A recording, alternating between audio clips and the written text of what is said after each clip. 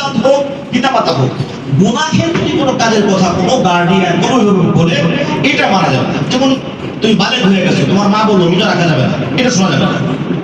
তুমি বালেগ হয়ে গেছো, তোমাকে বললো যে নামাজ পড়া যাবে না, এটা শোনা যাবে না। গুনাহের কোনো কাজ শোনা যাবে না।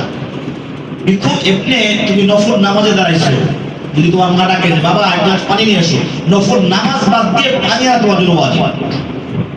মা পিতামাতার মর্যাদা কত, উস্তাদদের বা যেরকম সম্মান ইজ্জত করবা, পিতামাতাকে ভালোবাসা এবং তাদের কথাকে মান্য করা, তাদের কথা মান্য করলে আল্লাহ সন্তুষ্ট হবে। মূলত আল্লাহকে সন্তুষ্ট করা, পিতামাতাকে সন্তুষ্ট করে সন্তুষ্ট হবে কে? আল্লাহ। উস্তাদের সাথে যদি সম্মান করো, আদব রক্ষা করে চলো, তাহলে এই সম্মানটা রাসূলুল্লাহ সাল্লাল্লাহু আলাইহি ওয়াসাল্লাম পৌঁছাবে। কারণ হাদিস কোরআন এটা আমরা কাছ থেকে পাইছি, ধারাবাহিক আস্তে আস্তে থেকে তো ওখানে নবী আলাইহিস সালাম, নবী আলাইহিস সালাম কোথা থেকে আসেন? জিবরিল আলাইহিস সালামের মাধ্যমে আসেন। জিবরিল আলাইহিস সালাম কোথা থেকে আসেন? লাউহে মাহফুজ স্বয়ং আল্লাহ রাব্বুল আলামিনের কাছ থেকে আসছে। তা আমাদের এই সিলসিলা এরকম ভাবে, এজন্য বেয়াদব হওয়া যাবে না। আদবের সাথে কথাবার্তা বলা, আদবের সাথে চলাফেরা করা, পিতামাতাকে খুব সম্মান করা, খুব সম্মান করা, একেবারে সর্বোচ্চ সম্মানের শিখরে পিতামাতাকে রাখা এবং উস্তাদদেরকে রাখা। তুমি যত পিতামাতাকে সম্মান করবা, ভক্তি করবা, মহাব্বত করবা, ভালোবাসবা পিতামাতাকে এবং উস্তাদদেরকে, আল্লাহ পাক তোমার মাকাম তত তত বাড়ায় দেবে ইনশাআল্লাহ। তোমার জিনের জায়গা বাড়াই দিবে, তোমাকে আল্লাহ পাক কবুল করবে, তোমার আল্লাহর ওলি হিসেবে তোমাকে কবুল করবে ইনশাআল্লাহ। তো মনে থাকবে ইনশাআল্লাহ। এজন্য রেজাল্ট খারাপ হইলে যদি কারো যারও একটু মিস হয়েছে, আমরা একটু মন খারাপ করবো না ইনশাআল্লাহ। ভালোভাবে প্রস্তুতি নিব, আর প্রস্তুতির মধ্যে সবথেকে বড় প্রস্তুতি হলো পিতামাতার সাথে ভালো আচরণ, ভাই বোনদের সাথে ভালো আচরণ, উস্তাদদের সাথে ভালো আচরণ, নিজে ভালো হয়ে যাওয়া, আর আল্লাহর কাছ থেকে চেয়ে নেওয়া, মেহনত করা। মন থাকবে ইনশাআল্লাহ। আজকে রোজার মাস চলতেছে, সবাই খুব দোয়া করবা, খুব দোয়া করবা। আমাদের সম্মানিত অভিভাবক যারা আসছেন, আপনাদেরকে একটা রিকোয়েস্ট, রমজান মাস চলতেছে, একটা মুহূর্ত যেন নষ্ট না হয়। হয় আমরা জিকির করবো, হয় দুরূদ শরীফ পড়বো, না কোরআন তেলাওয়াত করবো। বলবেন যে আমরা তো হাফেজ না, কোরআন তেলাওয়াত করার জন্য হাফেজ হওয়া জরুরি না, সূরা ফাতিহা তো পারে, আলহামদুলিল্লাহি রাব্বিল আলামিন তো পারে। এই কোরআন শরীফের অংশ নাকি অংশ না? সূরা কুল হুয়াল্লাহু আহাদ, আল্লাহুস সামাদ, লাম ইয়ালিদ ওয়া লাম ইউলাদ ওয়া লাম ইয়াকুল লাহু কুফুয়ান আহাদ। এই কোরআন শরীফের অংশ কি অংশ না? আরে শুধু অংশ না, একবার পড়লে 10 পারা কোরআন তেলাওয়াতের সব আমলনামায় ওঠে। দুইবার পড়লে 3 বার, দুইবার পড়লে 20 পারা, তিনবার পড়লে 1 ক্ষত, 6 বার পড়লে 2 ক্ষত, 9 বার পড়লে 3 ক্ষত, 10 বার পড়লে জান্নাতের মধ্যে একটা ঘর নির্মাণ হয়, একটা বাড়ি নির্মাণ হয়। এই জন্য এটাও কোরআন শরীফের অংশ। এই জন্য আমাদের গার্ডিয়ানদেরকে বলবো যে আমরা একটা মুহূর্ত জন্য সময় নষ্ট না করি। আমি আগে মাদ্রাসায় দিয়ে দিচ্ছি, আমার ছাত্রদেরকে এরকম বললাম, যার যার দায়িত্ব শেষে পালন করবে।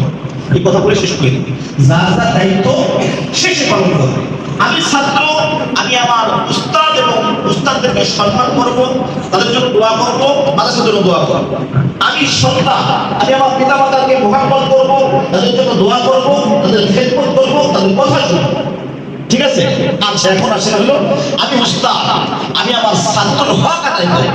আমার ছাত্র আমার কাছে আমানত, আমি এই ছাত্রটাকে সুন্দরভাবে লেখাপড়া শেখাবো, আদব শিখাবো, শিষ্টাচার শিখাবো, চলাফেরা শিখাবো, কিভাবে বাথরুমে যাইতে হয়, কিভাবে পানি খরচ করতে হয়, টিস্যু পেপার কিভাবে নিতে হয়, কিভাবে খানা খাইতে হয়, কিভাবে রাস্তা দিয়ে চলতে হয়, কিভাবে কথা বলতে হয়, কিভাবে সালাম দিতে হয়।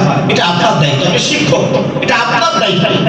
তাহলে আমার ছাত্র ভাইরা তাদের দায়িত্বগুলো তারা পালন করবে, আমরা যারা আসাতিজা আছি, উস্তাদরা আছি, আমরা আমাদের দায়িত্বগুলো পালন করবো ইনশাআল্লাহ। এখন আসলে আপনার অভিভাবক শুধু ছাত্রদের শিক্ষাচার শিখানো না, এদের জন্য শীর্ষাতে উঠে নামাজ পড়ে ছাত্রদের জন্য দোয়া করা, মোনাজাত করা, কান্নাকাটি করা। আল্লাহ, আমার এই ছাত্র আমার কাছে আমারও তুমি দিচ্ছ, আল্লাহ এদেরকে যেভাবে পড়াইতে পড়ে এরা পড়া পারবে, দিনের মধ্যে কোরআন বসবে, সেভাবে আমাদেরকে পড়ানো তৌফিক দান করো। এই জন্য ছাত্রদের জন্য কি করতে হবে? দোয়াও করতে হবে, শুধু করে শিখানো এবং দোয়া। ঠিক আছে না ভাই? আচ্ছা, এখন আমরা অভিভাবক যারা আছি, আমাদের দায়িত্ব কি? আমাদের দায়িত্ব হলো যে আমাদের ছাত্রদেরকে সঠিক সময় মাদ্রাসায় পাঠানো, মাদ্রাসায় নিয়ম কারণ ঠিক মতো মানা, মাদ্রাসার কোনো অসুবিধা হলে মাদ্রাসার যা দায়িত্বপ্রাপ্ত আছে এদের সাথে পরামর্শ করা। এটা তো করবোই, সাথে বড় একটা দায়িত্ব হচ্ছে ভাই, এটা খুবই গুরুত্বপূর্ণ একটা কথা বলতেছি আপনাদেরকে, আমাদের ছাত্র অভিভাবকদেরকে বলতেছি, আপনি যতক্ষণ পর্যন্ত আপনি আল্লাহ পাকের কাছে মঞ্জুরি না করাইতে পারবেন, ততক্ষণ পর্যন্ত আপনার ছেলে হাফেজ হবে না, আলেম হবে না। এটা মঞ্জুরি আপনার করাইতে হবে। জায়নামাজে আপনার চোখের পানি ফেলাইতে হবে। আপনি মা, আপনার জায়নামাজে চোখের পানি ফেলাইতে হবে। আর পানি ফেলাবেন কিভাবে? সারাদিন মানে বেপরদায় থাইকা নাফরমানি কইরা, নামাজ কালাম না কইরা, আল্লাহ পাকের সাথে নাফরমানি কইরা কেউ আল্লাহকে সন্তুষ্ট করতে পারে না। তা আপনার সন্তানের জন্য আপনি মা, আপনার পর্দা করতে হবে, পর্দা করা ফরজ। আপনার সন্তানের জন্য আপনি মা, আপনার ৫ ওয়াক্ত নামাজ পড়তে হবে। আপনার সন্তানের জন্য আপনি মা, আপনার তাহাজ্জুদের নামাজ পড়ার অভ্যাস করতে হবে। আপনার সন্তানের জন্য ৫ ওয়াক্ত নামাজের পর আপনার সন্তানের জন্য দোয়া করতে হবে। আপনার সন্তানের জন্য হালাল হারাম পয়সা চলতে হবে। আপনি বাবা, আপনি মা, বেগানা নারী পুরুষের দিকে তাকানো যাবে না, এদের সাথে কথাবার্তা বলা যাবে না। মোবাইল হোক, হোয়াটসঅ্যাপ, ভাইবারের মধ্যে হারাম তো হারাম, হারাম তো হারামই। এগুলা করলে গুনার কাজ যখন মানুষ করে, তো মানে দিল থেকে নূর গুলো নষ্ট হয়ে যায়। তা আপনার আমার দোয়া তো কবুল হয় না। যেমন দোয়া করি আসলে দোয়া তো কবুল হয় না, দোয়া তো কবুল হয় না। এই জন্য এক বুজুর্গ বলতেছিলেন, না ওই করবো না, ছোট ছোট বাচ্চারা আছে করোনা না বললাম। যাই হোক ভাই, এই জন্য ছাত্র ভাই তোমাদের মনে থাকবে ইনশাআল্লাহ, তোমাদের কি করতে হবে? চেষ্টা, দোয়া, উস্তাদদের খেদমত, উস্তাদের থেকে দোয়া নেওয়া, পিতামাতাদের খেদমত, পিতামাতাদের থেকে দোয়া নেওয়া, মনে থাকবে ইনশাআল্লাহ। আর আমরা যারা আসাতিজা আছি, আমাদের কি থাকবে হলো যে আমরা যেভাবে আমাদের কাছে ছাত্ররা আমাদের কাছে আমানত, এদেরকে মানে সব কিছু লেখাপড়া, চলাফেরা, সালাম কালাম, ওযু ইস্তেনজা, ঘুম, সব কিছু দায়িত্বের সাথে শেখানো এবং রাত্রে আল্লাহর কাছে কান্নাকাটি করা, আল্লাহ তুমি আমার এই সন্তানদেরকে, আমার আমানতকে তুমি আল্লাহ সুন্দরভাবে এরকমভাবে ইন্তজাম দেওয়া তৌফিক দান করো।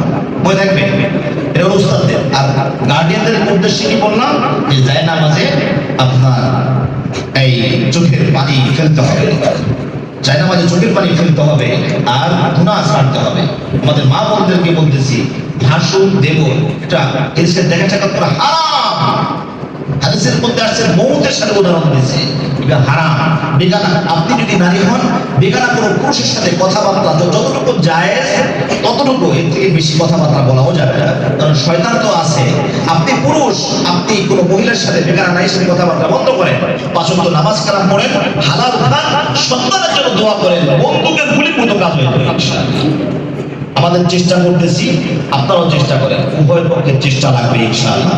আল্লাহ রাব্বুল আলামিন আমাদের সকলকে দ্বীনের জন্য কবুল করেন। আল্লাহ পাক আমাদের সকলকে মাযহাবুল আবরারের সাথে যেন আমাদের সকলের দ্বীনটা লাগায়া দেন। মাযহাবুল আবরারকে আল্লাহ পাক যেন কবুল করেন, মাযহাবুল আবরারের ছাত্র, উস্তাদ, অভিভাবক সকলকে যেন আল্লাহ পাক কবুল করেন। ওয়া আখিরু দাওয়ানা আলহামদুলিল্লাহি রাব্বিল আলামিন।